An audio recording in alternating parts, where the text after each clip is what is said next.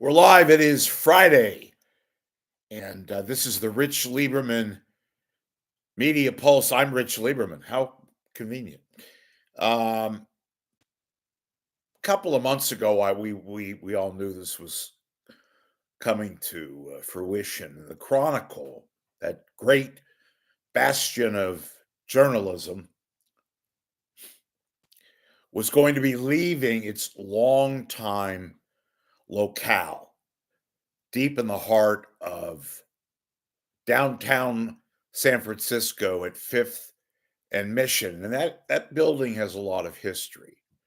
And they had across the street at one time, they had the Chronicle books, and there was vibrancy at that hotel. I believe it was the Pickwick. Anyway, it was that area, which is all part of that tech area and other buildings. Decayed a little bit. And even in the good old days, there was a lot of miscreants around there, but it was overall pretty decent place, right near the bridge, right near the Embarcadero, sort of in between that area, kind of, but always, anyway, but I'm not going to talk about the real estate. I'm going to talk about the legacy, because the Chronicle, as I mock, used to be, even in its mockable days, used to be a decent newspaper. And all I have to do is point out people like Herb Caen and Charles McCabe and Art Hoppe and Stanton Delaplane. And it had its own mojo. Saturday paper with, remember the owl on the back page of the entertainment section? Some advertising guy talked about going to restaurants, and it was an advertisement within the Chronicle, but it was funny because the guy, all he did, you could tell that he was an ad guy because all he spoke about were the restaurants. It was that long column, a lot of words, but it had character. And Herb Caen, to this day, was brilliant. I made Herb Caen a few extra times. So, like everybody else, mostly everybody else, I loved Herb Caen. Who didn't? It was the proverbial, the Jimmy Breslin of San Francisco. It was great. 6 days a week, and the Sunday column, long column. And who can forget Armistead, Tales of the City. And they had great reporters. So for all their ridiculous stupidity, enough to warrant a line, remember, I've alluded to this before. One of my favorite movies, not because of this line, but you guys all remember it, was All the President's Men, and Ben Bradley says to this huckster trying to sell him some feature in his office, Ben, call the San Francisco Chronicle, or something along those lines. I'm paraphrasing, but that was the, the gist of it, was that the Chronicle was gimmicky and it was the Chronicle. But even in those days, and moving on, the paper had gusto. It had a style. It was perfectly San Francisco. And no, it wasn't the Examiner. It was never going to be an Examiner. Of course, the Examiner, for those of you that don't know, was the afternoon, early evening paper. And at one point, we had really good journalism in San Francisco. And as I mentioned, it wasn't just the columnists, great reporters, lots of, series. I can remember on Jonestown before the crazy shit happened. And then when it did happen, who can forget? Remember in the 70s when I grew up, with the cops and the police chiefs, the various, comings and goings on there with the police and the mayor and Moscone, rest in peace, and Joe Alioto when I was a little kid. But to this day, I think Joe Alioto, most of you San Franciscans out there, I am not. I was born across the bay. that Joe Alioto was the best mayor ever, at least in our lifetime, um, that San Francisco ever had. And the Chronicle did a lot of stories, and Melvin Belli, and growing up in that era where you had the romance of San Francisco was so evident, and the Chronicle chronicled it very, very well. You know, um, so they're leaving Fifth and Mission, Hearst, and they're going to go to some place near Jackson Square, which is that area near Bix and the sort of art store, the art gallery mecca, that around that area. And I, mockingly again said in the headline, maybe it was time to reevaluate their staff. And whether that's SF Gate, which they claim they're independent of, I guess business wise they are, but or reporter wise they are, but they're part of the same Hearst. One's SF Gate, the internet, and the other is sfchronicle.com. But I wanted to make the point, many of you who watch me, my reverence for old-fashioned San Francisco and Bay Area, by extension, things that even in their hiccups were interesting to watch, to read, to observe. That's why I lament the downfall of most of our TV news media and internet and papers like the Chronicle. And now we're left with a dilapidated paper that only gets by on its internet concoctedness, and it's truly awful. The sports, I didn't even mention that, used to have a great sports page, the Sporting Green, and columnists and people like, and now they're reduced to two people, Scott Ostler and Ann Killian. And look, you're going to kill me on this, but yeah, we're in a different world. Of course we are. But that doesn't mean you have to shuck talent and deal with the miscreants, the leftovers. And that's what the paper is. First off, and this is nothing new on this end, papers are dying. Physical newspapers. The paper, the Chronicle is now, I pick it up once in a blue moon if I'm out and about. You can't get it on the street, obviously. You have to go to a bookstore. You got to go to, a library, that kind of a thing. It's sad in that regard because, like I said, even in its heyday when it was lampooned and, satirized in All the President's Men, it had a certain mojo. And like I said, the reporters, were pretty good. And I think at one point they were the 10th largest circulation wise newspaper in the country. They had over 500,000 paid subscriptions, did the Chronicle.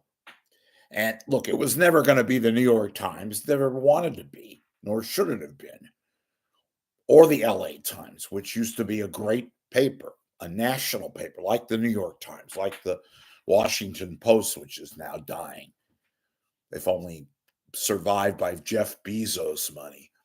But my point in all of this is reading that they're going to vacate Fifth and Mission. I guess, oh, how creative. They're going to turn it into a big condo tower or something. It's perfectly apropos for what's going on in San Francisco these days. But the Chronicle as a media vehicle, as one of San Francisco's cherished media elements, it's sad that they're going to leave that area because that building is iconic looking, and but I used to read it as a kid, and we all used to read the paper, but it was interesting, and they had good reporters. I mentioned the columnists, great sports page, pretty good business page too, if you were into that subject matter. And now, I guess, come the summertime, they're moving over to the Jackson Street Art Gallery area. And well, I know by circumstances it's going to happen anyway. They need a new sort of leadership.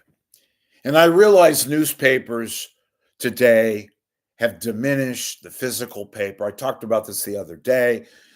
There are only a few papers and really make profit on their internet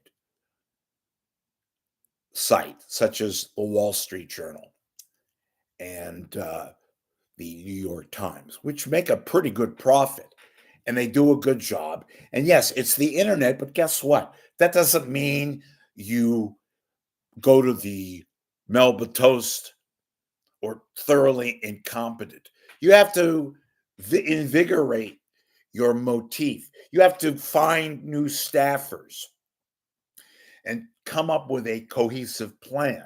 And the Chronicle, and this is all on Hearst, Chronicle hasn't adapted to that. They do the same predictable shit. And SF Gate is a joke. Am I biased? Yeah, a little bit I am. Because I've mocked them, I've ripped them. They take a lot of stuff, shall we say. And the SF Gate is really embarrassing, even by the current, clickbait shit that they put on there. That's just thorough, absolute crap and travesty. You can have a fun site, you can have a gossipy site, you could put in stories that you know is going to elicit feedback and traction and interest and all that. Great. That's how you survive. I don't begot them on anything like that. They have to survive. They have to somewhat thrive. But be a little bit more creative and do stories. Okay, they might be fun, they might be a little frivolous, but at least they're interesting. What do they run on SF Gate? It's all the same shit. The restaurants. Oh, I went to this building in the middle of Ocean View, and this mysterious creature came out. Here's why. And they do these ridiculous, stupid stories, which they're entitled to do. But and the irony of what I'm kvetching about is the fact that that's their one element of profitability is SF Gate. sfchronicle.com. And as I also mentioned the other day, they're down to printing about 10,000, 15,000 physical copies of their newspaper. And any day now, and I'm not gleeful about this, folks, they're going to shut down the paper itself, the physical paper, because nobody reads the paper anymore. And that's a generational thing, but nobody reads it. And the Chronicle used to be very readable and decent, not great by any standards, but it had a certain, as I indicated, a mojo and fun and good writers, reporters, columnists. And now who do they have? They don't even have a city site. That guy, Carl Nolte on Sunday, that's a little old, but they have to reinvigorate themselves. And, far be it from me to tell them how to do their business model, but obviously they certainly do not adapt to any new shit other than mechanisms that don't work or not that, they rely on this new Gen X, Gen Y crowd. That's what they're going after. Fine. But they don't need papers. They look at their phones, and I guess they get their news somehow by some vehicle. But I never see these guys or women reading their phones and looking at SF Gate. But somebody is, because obviously that's their only profitable area. So I guess they're going to continue with this crap until proven otherwise. That's the nature of the beast we have today. So, um, yeah, driving around that area, going past Mission Street, as I frequently did. We all did. Most of us who lived in the East Bay or Oakland and came over to San Francisco, we'd go around that area and we'd inevitably go by the Chronicle building at Fifth and Mission. You had that little quaint hotel. I think the building is still there. The Pickwick, perfectly apropos for 40s and 50s and that sort of genre. But I always marvel at the changing environment. I'm talking about that area in particular, but San Francisco as a whole, and how Herb Caen would have written it in today's world. And by the way, side note, people say, oh, Herb Caen, he wouldn't have been able to make it this day and age because of the internet. What? Wrong.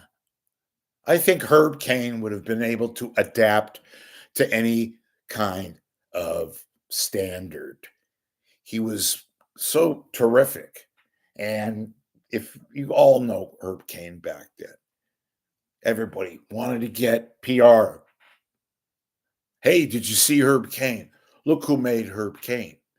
And again, I know I'm going to get accused of the good old days shit, but you know what?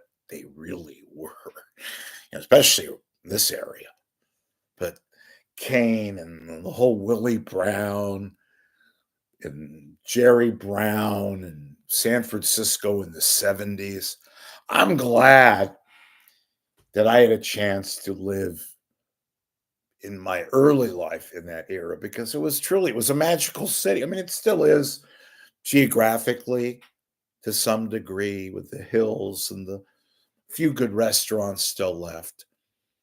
But it was a magical time, and look at old episodes of the streets of San Francisco, Carl Malden and Michael Douglas, and you had the old Ford LTDs and all that good stuff and interesting. And it was just I remember vividly the Condor, right there in the strip club area, and Davy Rosenberg and the late, great, rest in peace, even though he was kind of tough, but Bill Graham and that whole magical time. What a time to grow up. And so even the so-called scandals, even they were kind of funny. The thing with the chief of police, Charlie Gane, at the Hookers Ball in 1975. Remember that? Chief of police. This was something, a major story that was captured by the Chronicle. And well done. Who could forget that? And the cops didn't like it. The rank and file San Francisco cops did not like the fact that their police chief was spotted at the Hookers Ball. If you don't know what the Hookers Ball is, I don't want to go into link. Just look up Hookers Ball on your computer and it'll tell you the whole story. But that whole era was so special and fun. You had the good mayors and the bad mayors, and you had police chief scandals, and it was an interesting time. And the Chronicle, the main paper, and that was when we had the Examiner, which was a pretty good paper. It just they laid the foundation of really solid news reporting, capturing a real special place and time in San Francisco history. So have yourselves a great Friday. I'll see you later.